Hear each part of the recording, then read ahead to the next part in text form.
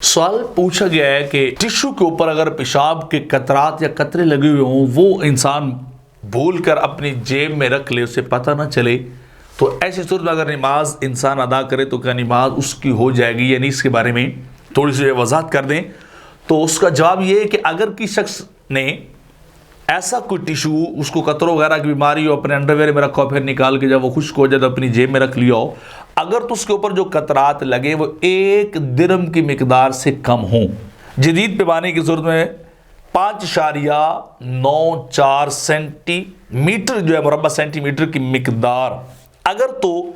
इससे कम लगा हुआ है तो फिर अगर टिश्यू जो है वो रख लिया जेब में तो फिर इंसान की नमाज हो जाएगी, उसको लौटाना ज़रूरी नहीं है। लेकिन अगर 5.94 मुरब्बा सेंटीमीटर से ज़्यादा, जिसे वो पुराने दौर में दिरहम की मिकदार या थैली के ये बराबर, जब आप बराबर करके पानी उसके ऊपर रखते हो तो जितना सारा वो इतना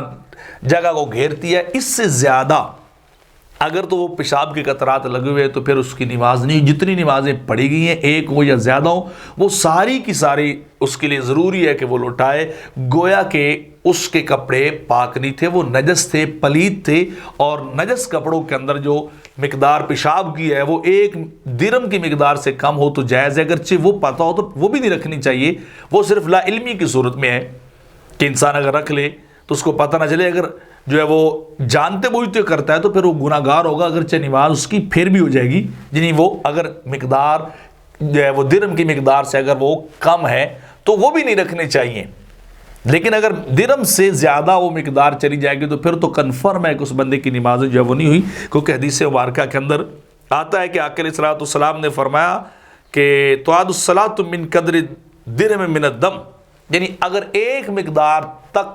खून जो है वो पहुंच जाए तो नमाज लौटाई जाएगी। यही जितनी निजासतें जो गलीज़ा हैं उनका हुक्म भी है, और पेशाब और खून का निजासत के एतबार से एक ही हुक्म है। इनकी मिकदार यानी एक तरह की इनकी कैटेगरी भी एक ही, हुक्म भी एक है। तो लिहाजा अगर तो दिरहम 5.94 मुरब्बा सेंटीमीटर से अगर तो कम है तो नमाज हो जाएगी, अगर ज़्यादा है या उसके बराबर है तो फिर वो नमाज नहीं होगी, नमाज उसकी लौटाई जाएगी। तो लिहाजा ऐसी सूरत में अगर किसी शख्स से ये वाक़या हुआ है तो वो अपनी नमाज को दोबारा लौटा ले या उसको देख ले, जैसी सूरत हाल बनेगी वैसे हुक्म आ जाएगा।